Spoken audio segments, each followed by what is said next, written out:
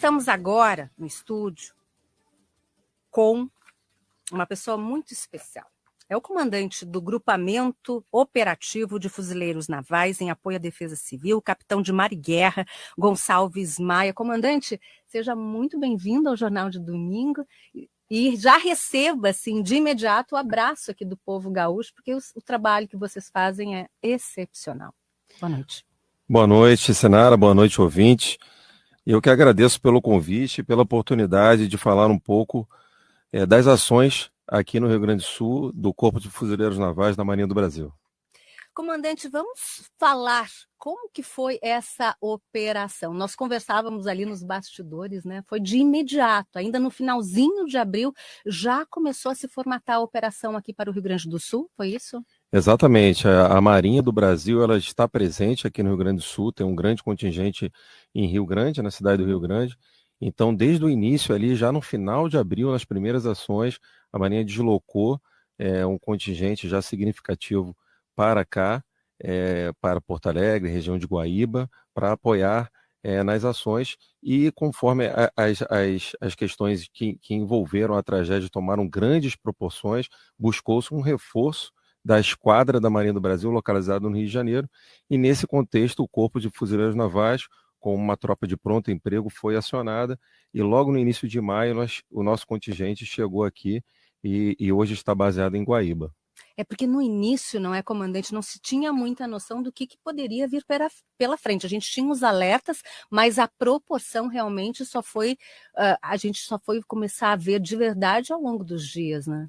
Exatamente. Então, conforme a situação foi se agravando, a gente já tem uma tropa de pronto emprego baseada no Rio de Janeiro, formada ali de 300 a 400 militares, são 65 viaturas, 8 embarcações, uma tropa extremamente profissional. O Corpo de Fuzileiros Navais é a única tropa formada com um contingente integralmente profissional, então são todos voluntários e todos prestaram concurso público para acessar os seus corpos e quadros, então é uma tropa que tem características únicas, né? Eu gosto sempre de exemplificar as três principais características do Corpo de Fuzileiros Navais, quais sejam a sua capacidade anfíbia de oferecer algo único e singular para a sociedade, é uma tropa que vem do mar, inclusive nós utilizamos o maior navio da América Latina, né, que é o navio aeródromo multipropósito Atlântico, que trouxe boa parte do nosso material.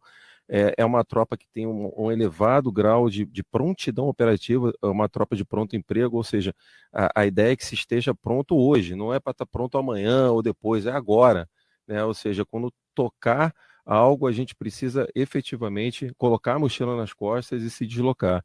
E, por fim, uma característica muito interessante também do Corpo de Fuzileiros Navais, das suas tropas, é a questão da capacidade expedicionária.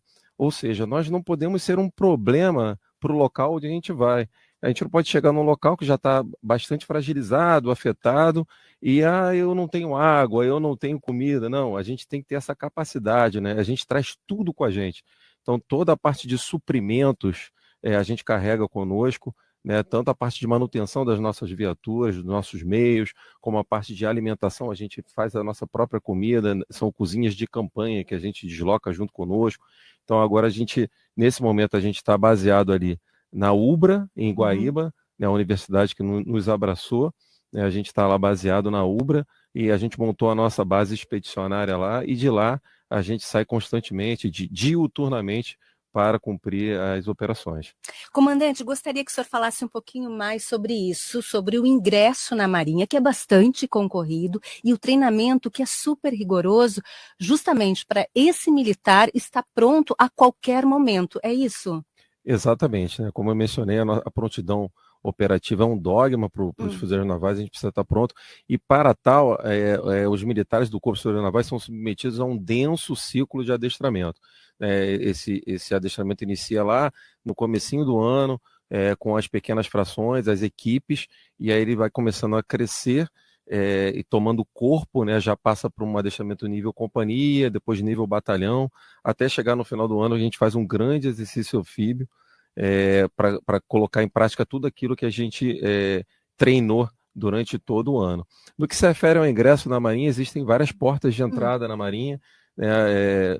Você pode entrar na Marinha pelo corpo de praça, já adentrando como praça, como soldado, fuzileiro naval. Então, como eu mencionei, todos são profissionais, ou seja, há que se fazer um concurso público para entrar para o curso de fuzileiros navais. Nós não temos... Que é disputadíssimo, não é, comandante? Disputadíssimo a nível nacional. Então, existem 2 centros, um baseado no Rio de Janeiro e outro em Brasília, 2 centros de instrução. Tivemos uma grande novidade no corrente ano, que foi pela primeira vez a entrada de mulheres para soldados fuzileiros navais, né? A gente chama de aprendizes fuzileiros navais, que são os soldados fuzileiros navais. Atualmente elas se encontram no curso de formação de soldados fuzileiros navais no Rio de Janeiro. Vai ser a primeira turma de soldados, né? Mas para o oficialato tem também a escola naval, o colégio, a escola naval. O colégio naval é um ingresso para ensino médio, e de lá se acessa automaticamente, pode acessar automaticamente a escola ou entrar diretamente na escola naval. Existem outras formas também de ingresso, como após a graduação, né, como a parte de engenharia. Então, existem outras formas de ingresso, e isso tudo pode ser encontrado na página da Diretoria de Ensino da Marinha na internet. Muito bem. Nós já estamos com 8 horas, 13 minutos, 22 graus, é a temperatura aqui no Centro Histórico de Porto Alegre. Estamos já com o segundo contingente, não é mesmo? Como é que foi esse primeiro trabalho? Trocou agora o comando, passaram um mês o primeiro contingente, foi isso? Exatamente. O primeiro contingente permaneceu aqui por 30 dias, chegou logo no início, já iniciou as ações de resgate, de busca e resgate, busca e resgate, socorro, salvamento também, resgate de pessoas, de animais, salvamento de algumas embarcações e veículos também. Então, cumpriu ali basicamente a primeira fase das emergências humanitárias, né? Já numa segunda fase, que é basicamente uma fase que a gente está vivenciando nesse momento, são ações recuperativas. Então, dentro dessas ações recuperativas, é o que a gente está fazendo agora. E um trabalho muito interessante que que a Marinha do Brasil está dedicando agora, né, e que a população realmente tem dado um retorno muito positivo, é a questão das escolas. Então, a escola é vida, né? Então, se a gente consegue recuperar as escolas, a gente consegue que a criança frequente a escola lá, ela vai ter a alimentação, ela vai ter atividades, e ela desonera os pais para que eles possam efetivamente limpar suas casas, levar a vida deles ali. Então, a gente tem feito esse trabalho junto às escolas, já entregamos 2 escolas, estamos agora trabalhando firme em outras escolas na nossa área de responsabilidade, né, que é Guaíba, a questão de Eldorado do Sul, e especialmente nas ilhas. É um trabalho agora que a gente está se dedicando muito nas ilhas que foram muito afetadas. E é um trabalho super importante, porque para essas famílias que perderam tudo, e ainda com crianças, não é? É muito difícil. Então, também tem esse olhar diferente, né? Para preservar também as crianças, que é muito importante nesse momento. Não, sem dúvida. A gente vê a felicidade ali das crianças a voltarem para as escolas, né? Eu tive a oportunidade de participar agora recentemente numa cerimônia de entrega de uma dessas escolas em Guaíba, e realmente é emocionante, né? O brilho no olhar das crianças de poderem regressar para a escola, né? E terem todo aquele carinho novamente, né? Dos mestres ali presentes, e terem as suas atividades normais, e retomarem, né, a vida delas. Então, assim, é algo muito comovente, e nos dá muito orgulho de fazer parte disso e poder ajudar, né, estender uma mão amiga. Então, hoje, todos nós, apesar de sermos cariocas, estar uma grande maioria do contingente vindo do Rio de Janeiro, o nosso coração também é gaúcho. Que bom. E olha, a gente fica muito agradecido mesmo. Comandante, vamos falar um pouco da importância desse planejamento, porque toda etapa ela é importante, não é? Primeiro busca e salvamento, agora recuperação dessas estruturas e tudo mais. Como se dá no planejamento, assim, com vocês, né, na Marinha, nesse grupamento específico? Como se faz? Sim, nós temos 3 grandes ramos de atividades previstas na nossa doutrina, na doutrina militar naval. São ações de defesa da pátria, né, basicamente voltadas para conflitos armados, que é a finalidade do militar participar disso, né, é a finalidade primeira dos militares. Mas também temos a participação em atividades do emprego limitado da força, que seriam operações de paz e de garantia da lei e da ordem, como inclusive participamos recentemente no Rio de Janeiro e em Santos, em São Paulo. Mas também é prevista na nossa doutrina a participação em atividades benignas. Então, esse tipo de operações em emergências humanitárias, né, em apoio à defesa civil, ela consta no rol dessas atividades. Então, nós temos um preparo específico para isso. Então, todo esse planejamento é fruto já de um preparo, de um treinamento rigoroso, né, que a gente tem para participar. E tem vários exemplos na história. Se a gente começar a buscar lá do Haiti, em 2010, eu tive a oportunidade de frequentar, oportunidade de participar da missão do Haiti em 2009, e a gente teve lá uma participação ativa durante o terremoto, né, que assolou especialmente Porto Príncipe, que é a capital. Depois tivemos passagens marcantes também em Nova Friburgo, no Rio de Janeiro, mais recentemente agora em Petrópolis, em 2022, ano passado também em São Sebastião, em São Paulo, tivemos uma participação marcante lá nas atividades, e agora, presentemente, no Rio Grande do Sul. Comandante, apesar de toda essa experiência, cada cenário é único, não é? Como vocês chegam assim num estado, numa cidade assim devastada? Como é que fica? Como é que faz? É comovente, né? Como eu mencionei, eu tive no Haiti e realmente tive uma oportunidade de ajudar muitas pessoas lá no Haiti com o grupamento operativo de fuzileiros navais, mas numa operação de paz, uma operação sob a égide da ONU, né? Com o capacete azul em um outro país. Mas quando você vê isso no seu país, né, realmente comovente, né? E dá, inclusive, uma motivação extra, né, de ajudar um irmão, né, uma população, né, aquele que é um nacional, assim como você, né, que fala a mesma língua, né, a língua nos une, o Brasil é um país de dimensões continentais, então dá uma motivação extra para que a gente efetivamente tenha um trabalho diuturno, e é o que a gente está fazendo aqui. Perfeito. Tem como comparar uma operação, como o senhor falou, do Rio de Janeiro, de São Paulo, aqui no Rio Grande do Sul, ou são cenários completamente diferentes?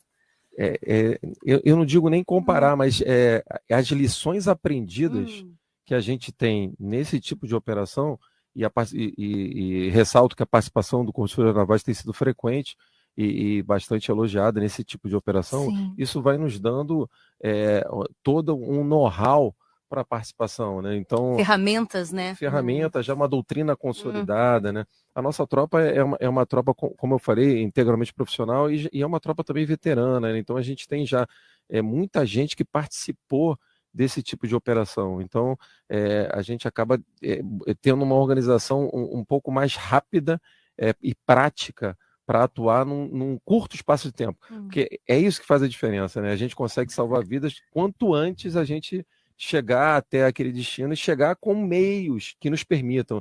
Como exemplo, nós temos aqui presente no Rio Grande do Sul o carro Lagarto Anfíbio, que é uma viatura anfíbia, efetivamente anfíbia, né? Então ela foi empregada aqui, nós resgatamos pessoas, resgatamos animais com essas viaturas anfíbias, né? E acessamos locais onde ninguém chegava. Então, ou seja, a gente colocou em prática ali uma das características do Corpo de Fuzileiros Navais, a capacidade anfíbia, né? Então isso já é uma lição aprendida marcante também nesse tipo de operação aqui no Rio Grande do Sul. Comandante, vou fazer uma pergunta difícil agora. O que é o mais difícil numa operação? É difícil de falar sobre isso, né? É complicado. Eu acho que, como eu mencionei aqui, o mais difícil a gente quando a gente tem aquela empatia, né? A gente olha para a pessoa e é como eu mencionei, um nacional, né? Um irmão, um brasileiro que está passando pelaquela situação, né? Então a gente que acaba tendo algumas experiências já ao longo da carreira, né? De emprego em operações expedicionárias fora do país, quando a gente olha para cá, para dentro e vê isso é difícil, isso nos toca muito, né? É difícil, mas como também mencionei, nos dá motivação extra para que a gente possa ajudar e sabendo que a gente possui recursos humanos e materiais que podem fazer diferença. E fazem toda a diferença, né? Exatamente. Então, isso nos dá essa motivação extra e um orgulho de saber que a gente tem um preparo específico para ajudar. Alguma situação mais emocionante nessa operação específica aqui no Rio Grande do Sul? Especificamente é o resgate de pessoas, né? A gente está lidando com vidas nesse tipo de operação. Então, quando a gente consegue resgatar pessoas, né?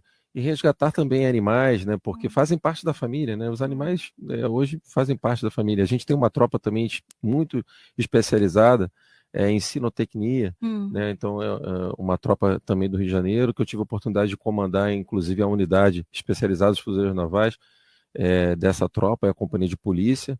É uma tropa que tem cães, né? Cães, a gente chama de cães de guerra, né? Mas que podem ser empregados também em outras tarefas, né? Como busca e salvamento. Então, essa tropa está aqui conosco, prestando também apoio nos abrigos de animais. Então, salvar vidas, né? Isso é o que mais importa para a gente. Eu imagino também que não há como dissociar, quando se está numa operação dessa, de um familiar, né? Que a gente deixou para trás, não é? Porque a gente sabe de toda a doação de vocês, né? A missão mesmo, né? Que deixa a família para trás, deixa tudo para salvar os outros, né? Então não tem como a gente não lembrar de um pai, de uma mãe, de uma companheira, num momento desses, não é? Exatamente. A gente, com essa empatia, né? A gente acaba tendo essa grande reflexão, né? A gente vê famílias ali, todos os nossos militares têm famílias, né? Ali a gente tem pais, tem mães, né? E a gente cria essa empatia e a certeza de que a família compreende, né? Na realidade até está acostumada com isso e se orgulha, né? Se orgulha de ter um pai, uma mãe que se encontra aqui ajudando aos demais irmãos aqui gaúchos, né? Então a família se orgulha muito disso e a gente faz isso com bastante carinho e bastante amor. Que lindo. Não tem como, né, não se orgulhar. 8h24, 22 graus é a temperatura aqui, na Rua Caldas Júnior, Centro Histórico de Porto Alegre. Comandante, e pensando em todas as outras operações, o senhor sempre fala, né, que sempre vocês acabam trazendo coisas novas, né, ferramentas novas também, para passar, inclusive, para as outras equipes, enfim, para os outros militares, mas sempre se sai diferente de uma operação como essa? É inevitável, né? É inevitável. As operações, como eu falei das lições aprendidas, que a gente consegue ter essas ferramentas, a gente já consegue utilizar essas ferramentas de outras operações, mas cada operação é uma operação diferente. Eu lembro que no Haiti os contingentes existia uma rotação de contingentes de 6 em 6 meses, mas a gente costumava dizer que nenhum contingente era igual ao outro, né? Em 6 meses muita coisa acontecia, né? Existiam várias, aliás, era um local de grandes instabilidades, e isso fazia com que todo o nosso planejamento pudesse mudar em pouco tempo. Isso levava a gente a ter um treinamento, né, e muito aguçado, né, para poder fazer face a essas mudanças, essas modificações inopenadas, né? Então, não tem como a gente não sair diferente de uma operação como essa de ajuda humanitária, né? A gente consegue se humanizar mais e entender cada vez mais a importância de ajudar o próximo. 8h26, o Jornal de Domingo está conversando com o comandante do Grupamento Operativo de Fuzileiros Navais em apoio à Defesa Civil, capitão de mar e guerra, Gonçalves Maia. Comandante, o senhor disse que sai diferente, não tem como, né, não sair diferente disso, mas quando se está numa operação dessa, já está pensando na outra?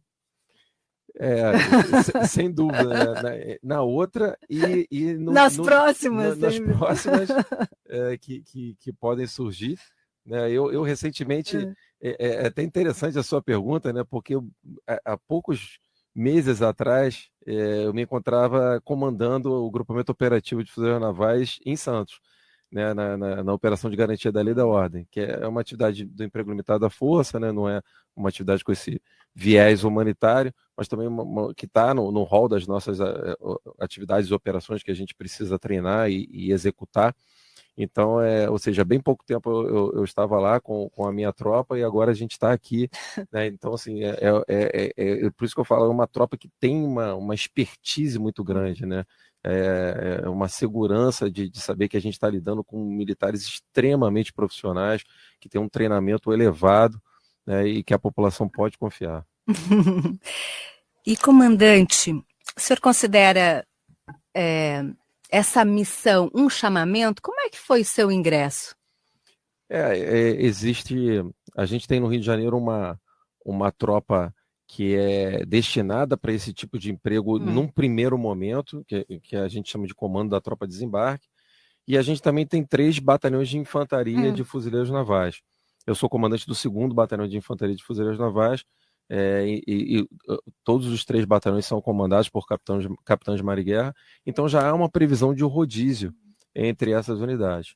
E quando nosso batalhão foi selecionado para realizar esse primeiro rodízio, isso nos encheu de orgulho, né? Então eu lembro que eu perguntei lá quem seriam os voluntários, e tinha muito mais voluntários do que a gente precisava, né? Então muita gente foi voluntária, eu quero ajudar, e esse é o espírito, é o espírito de corpo, né? É uma outra característica intrínseca do Corpo de Fuzileiros Navais, o espírito de corpo, e ele se reflete justamente na ajuda ao próximo, né? O espírito de corpo, de camaradagem, né? De estar junto. O nosso lema no Corpo de Fuzileiros Navais é ad sumus, que significa aqui estamos. Então isso também é do latim, então isso também é marcante para a gente e tem um grande significado.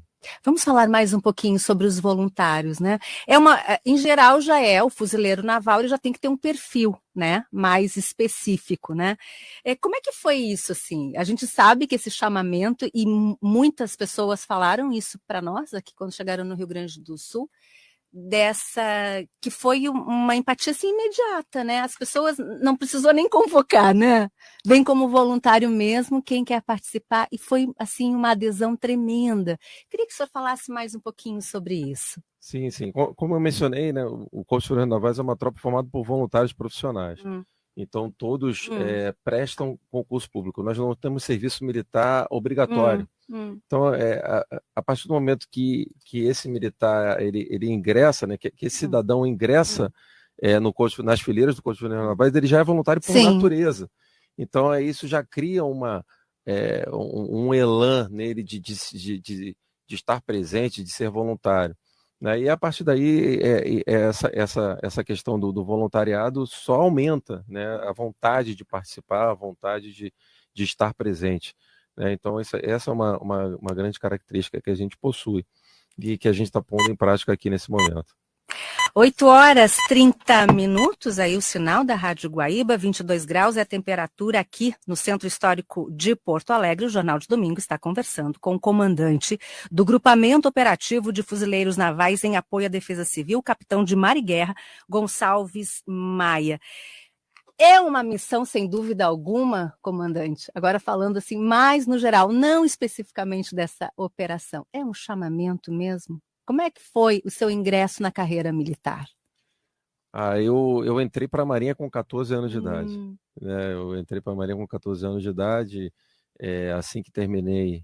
Você já é de família de militares? Sim, o meu pai, na realidade, o meu avô, ele foi praça da Marinha, do Corpo da Armada, inclusive lutou durante a Segunda Guerra Mundial, participou de comboios, né, na Segunda Guerra Mundial.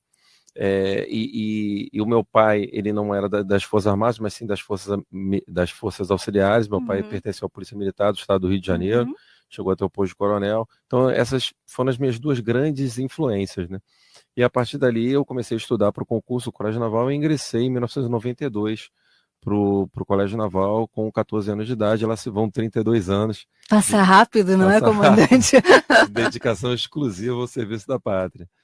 Então, tive várias oportunidades na Marinha do Brasil, sou muito grato a todas as oportunidades que tive, oportunidade de comandar, oportunidade de ver o mundo, né? Isso é uma característica da Marinha, né? Quando a gente se forma na Escola Naval, a gente faz uma viagem de instrução, então, em torno de 20 países que a gente tem a oportunidade de conhecer.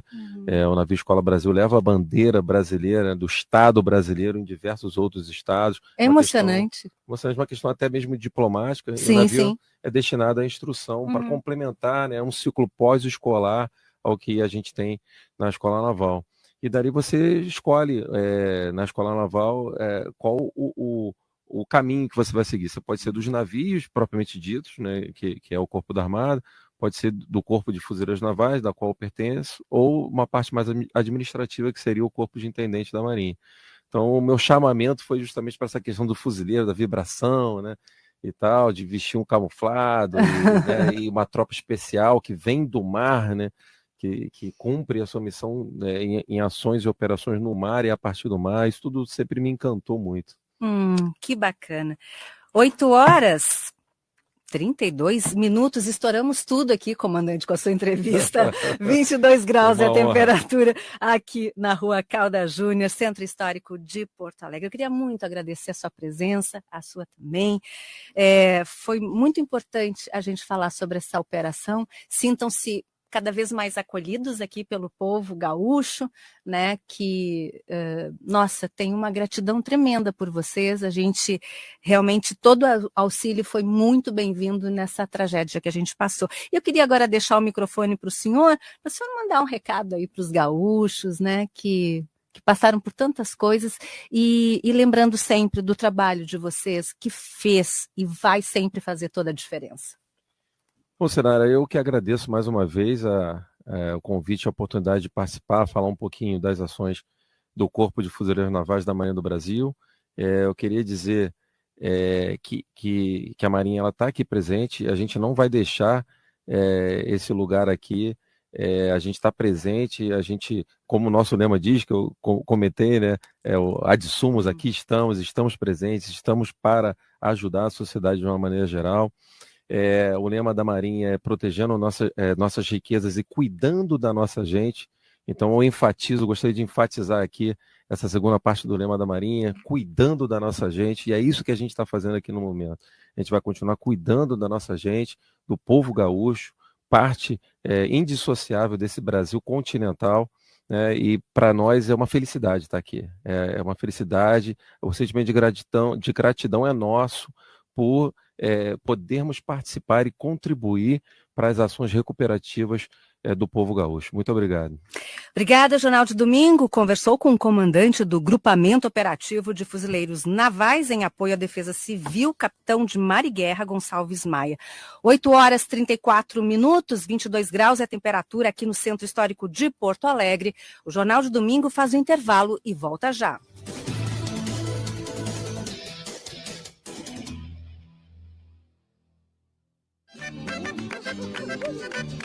Guaíba Correio Rural, aos sábados, 8h30 da manhã.